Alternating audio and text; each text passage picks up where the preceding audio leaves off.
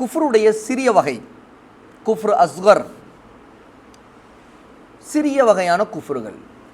பெரிய வகை என்ன பார்த்தோம், அதில் 5 பிரிவு இருக்குன்னு பார்த்தோம். இன்னும் வேறு சில பிரிவுகள் இருக்குது, ஆனால் இந்த 5க்குள்ளே மற்றதெல்லாம் அடங்கும். அதனால தான் ரொம்ப விரிவாக அதை கொடுக்கல ஷேக். சிறிய வகை குஃப்ரும் இருக்குது. ஆனால் இதோடைய அடிப்படை என்ன கேட்டால், சிறிய வகையை செய்யக்கூடியவர் அவர் மார்க்கத்தை விட்டு வெளியேறியவர் ஆக மாட்டார். ஆனால் இது குஃப்ருதாங்கிறதுல எந்த சந்தேகம் இருக்காது.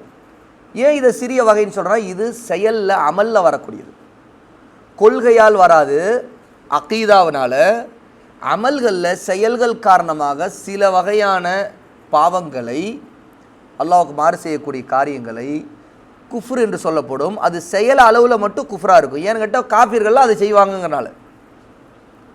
காஃபிர்கள் கொள்கையாக அந்த கொள்கையை ஒருத்தர் ஈமான் கொண்டு நம்பிக்கை கொள்கிறான் அப்படின்னா அது பெரிய வகையில் ஆயிரும். ஆனால் சில செயல்கள் ஒரு முஸ்லீமிடம் காஃபிர்களுக்கு ஒப்பாக வெளிப்படும்.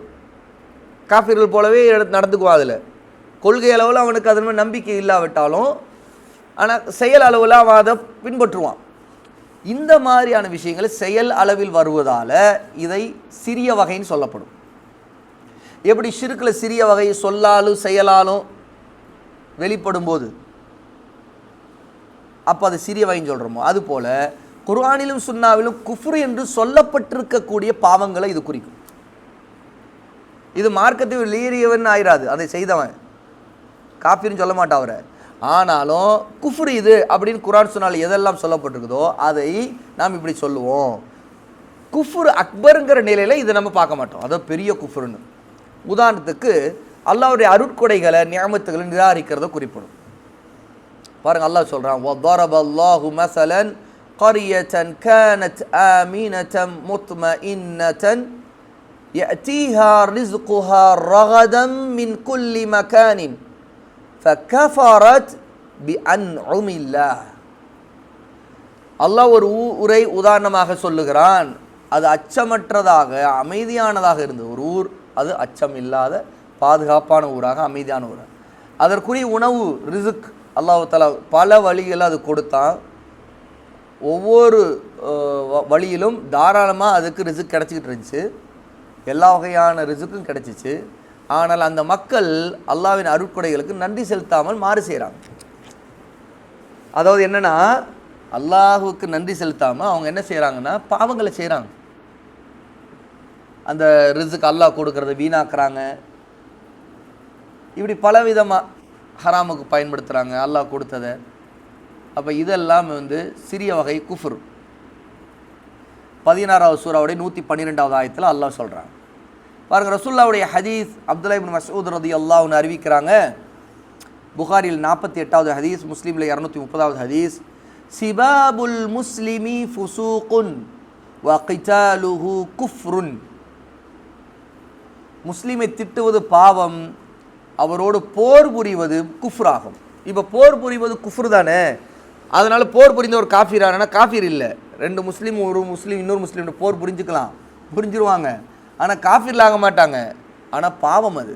ஆனால் அந்த பாவத்தை நம்ம எப்படி சொல்லுவோம் கூட, இது ஒரு குஃப்ரான காரியம். ஏன்னா காஃபிர்கள் தான் அதை செய்வாங்க. அதனால் நீங்கள் முஸ்லீம்கள் ஏன் செய்கிறீங்க?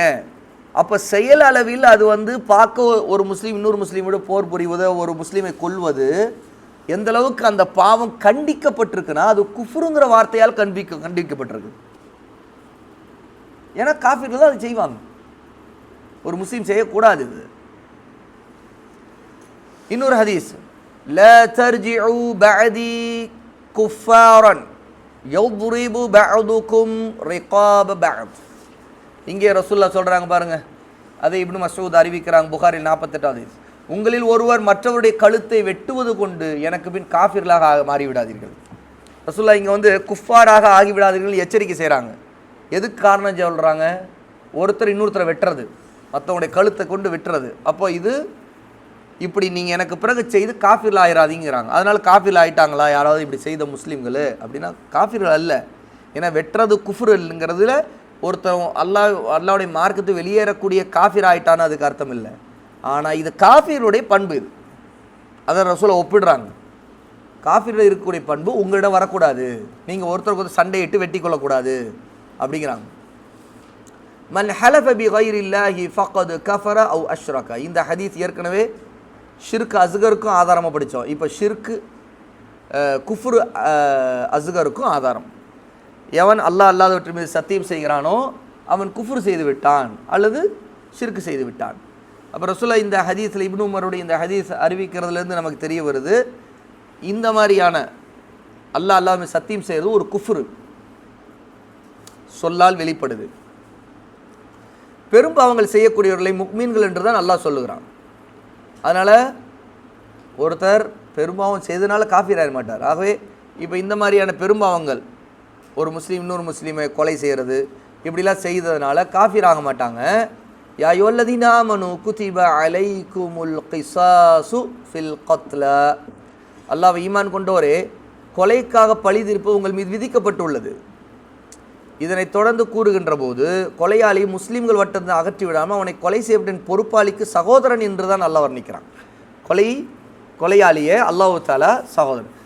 ஃபமன் உஃபிய லஹு மின் அஹீஹி ஷைஉன் ஃபத்திபாஉன் பில் மஅரூஃப் வ அதாஉன் இலைஹி பி இஹ்சான். இருப்பினும் கொலை செய்த அவனுக்கு அவனது சகோதரராகிய கொலையுண்டவரின் வாரிசுகளால் ஏது மன்னிக்கப்படுமானால் வழக்கமான முறையை பின்பற்றி நஷ்ட ஈட்டை கொலை செய்தவன் பெருந்தன்மையுடனும் நன்றியுடனும் செலுத்திவிட வேண்டும். நஷ்ட ஈடரை பெருந்தன்மையோடு கொடுக்கணும். இப்போ இங்கே அல்லாஹ் தஆலா கொலை செய்தான் இல்லையா, அந்த கொலை செய்தவனை அவனுடைய வாரிசுகளோடு இணைச்சி தான் சொல்கிறான், சகோதரன் சொல்கிறான். மின் அஹீஹி, இங்கே அஹீஹின்னு சொல்கிறது இஸ்லாமிய உறவை குறிப்பிடுறது. அப்போது அவன் காஃபிர் ஆகலை, அதனால தான் அல்லாஹ் அஹீஹின்னு சொல்கிறான், அவனுடைய சகோதரன் சொல்கிறான். அப்போது கொலை செய்த அவனுக்கு அவனது சகோதரனாகிய கொலை உண்டவனுடைய வாரிசுகளால், அப்போ கொலை உண்டவனுடைய வாரிசுகள் இருக்காங்கல்ல, கொலை செய்யப்பட்ட அவனுடைய வாரிசுகளை குறிப்போது அல்லாஹ் இவனுக்கு அஹீன்னு தான் சொல்கிறான், முஸ்லீம்கள் தான் இவங்க அப்படின்னு சொல்கிறான். அப்போது மன்னிக்கவும் படலாம் அல்லது நஷ்ட ஈடு கொடுக்கலாம். அல்லாஹ் தஆலா இன்னொரு ஆயத்தில் குறிப்பிடுறான், وَإِنْ طَائِفَتَانِ مِنَ الْمُؤْمِنِينَ اقْتَتَلُوا فَأَصْلِحُوا بَيْنَهُمَا. முக்மீன்களை ரெண்டு சாரார் சண்டை செய்து கொண்டால் அந்த ரெண்டு சாராருக்கும் இடையே சமாதானம் உண்டாக்குங்கள். சூரத்துல் ஹுஜராத் 49வது சூராவுடைய 9வது ஆயத். இங்கே கவனிங்க, அல்லாஹ் தஆலா சண்டையிட்டுக் கொள்கிற ரெண்டு சாராரை முக்மீன்கள் தான் சொல்கிறான், ஈமான் கொண்டவர்கள் தான் சொல்கிறான். அப்போ இதுவும் ஒரு ஆதாரம், அவங்க காஃபிர் ஆகலை, கொலை செய்தனால காஃபிர் ஆகலை. இதெல்லாம் தெளிவாக ஒரு விளக்கம். சிறிய வகை குஃப்ருனால தான் அவங்கள காஃபிர்களாக அல்லாஹ் இங்கே கருதலை, தீர்ப்பளிக்கலை. அப்போது பெரிய வகையான குஃப்ரு அல்லாத சிறிய வகை செயலில் வரக்கூடிய காஃபிர்களுக்கு ஒப்பான சில காரியங்களை செய்யும்போது முஸ்லீம்களை நம்ம காஃபிர்னு சொல்ல மாட்டோம், அந்த காரியங்கள்னால அவங்க சிறிய வகை குஃப்ரை செய்துட்டாங்க அப்படின்னு சொல்லுவோம், பெரும் பாவம்னு சொல்லுவோம். இந்த ரெண்டுத்துக்கு இடையான வித்தியாசம் என்ன? ஷிர்க் குஃப்ரு அக்பர், குஃப்ருன் அஸ்கர், இந்த ரெண்டுத்துக்குமான வித்தியாசங்கள். முதலாவது குஃப்ரு அக்பர், இதனை செய்யக்கூடியவனை மார்க்கத்தை வெளியாக்கிடும், அவருடைய அமல்கள் அனைத்தும் வீணாகிடும். ஆனாலும் குஃப்ரு அஸ்கரை பொறுத்த வரைக்கும் செய்யக்கூடியவன் எச்சரிக்கப்படுவான், நீ இது குஃப்ரான ஒரு காரியத்தை செய்கிற, ஆனால் மார்க்கத்தை விட்டு அவனை வெளியேற்றப்படாது, அவனுடைய செயல்கள் அமல்கள் மற்ற நல்ல கூலி அவனுக்கு கிடைக்க தான் செய்யும். ரெண்டாவது வித்தியாசம், குஃப்ரு அக்பரை செய்யக்கூடிய நிரந்தர நரகத்தில் இருப்பான், ஆனால் குஃப்ரு அஸ்கர் செய்தவர் நிரந்தர நரகத்தில் இருக்க மாட்டார், அவருடைய தண்டனை காலம் முடிஞ்ச பிறகு சொர்க்கம் நுழைஞ்சிருவார். மூன்றாவது, குஃப்ரு அக்பர் பெரிய குஃப்ரை செய்யக்கூடியவருடைய ரத்தமும் சொத்துக்களும் ஆகமாக்கப்பட்டதாயிரு. இஸ்லாம் ஆட்சியாளர் அதை பறிமுதல் செய்யலாம், அவரை கொல்லவும் செய்யலாம், ஆனால் குஃப்ரு அஸ்கர் அப்படிப்பட்டதல்ல. நான்காவது, குஃப்ரு அக்பரை செய்யக்கூடியவனுக்கும் முக்மீன்களுக்கும் இடையில் பரம விரோதமே இருக்கும். குஃப்ரு அக்பர் செய்தவனுக்கும் முஸ்லீமுக்கு இது விரோதம், பகைமை இருக்கணும். முக்மீன்கள் அவர்களை நேசிப்பதோ அவர்களை பாதுகாவலில் ஆக்கிக்கொள்வது கூடாது, சரியா? ஆனால் குஃப்ரு அஸ்கரை செய்தவனை ஒரேடியாக பகைக்கக்கூடாது, ஒரேடியாக நேசிக்கவும் கூடாது. மாறா அவனுள்ள ஈமானுக்கு ஏற்ப அவன் நேசிக்கப்படுவான், அவனுடைய பாவத்திற்கு ஏற்ப பகைக்கப்படுவான். இது குஃப்ரு அஸ்கர் செய்கிறவனுடைய நிலை.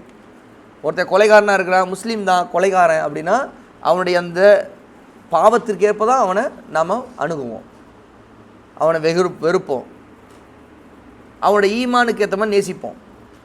கொலைகாரன் தான் ஆனால் நிறைய தர்மம் செய்வான் அப்படின்னா அந்த தர்மத்துக்காக அவன் மேலே ஒரு நேசம் இருக்கும், ஈமான் கொண்டவங்கிறனாலேயோ நேசம் இருக்கும். ஆனால் அவன் கொலைகாரங்கிறப்ப அவன் அது மேலே உள்ள வெறுப்பும் பகையும் நம்ம உள்ளத்தில் இருக்கும். ஆனால் குஃப்ர் அக்பர் செய்கிறான்னு இல்லையா, பெரிய குஃப்ர்கள், அவனை முழுக்க வெறுப்போம், அவன் மேலே முழுக்க பகை கொண்டிருப்போம், நம்முடைய உள்ளத்தில் இருக்கும். இதே ஷேக் ஃபௌசான் ஹஃபிதஹுல்லா இதில் ஒரு 4வது வித்தியாசமாக குறிப்பிட்றாங்க. அப்போ 4 வித்தியாசங்கள் குறிப்பிடப்பட்டிருக்குது இதில்.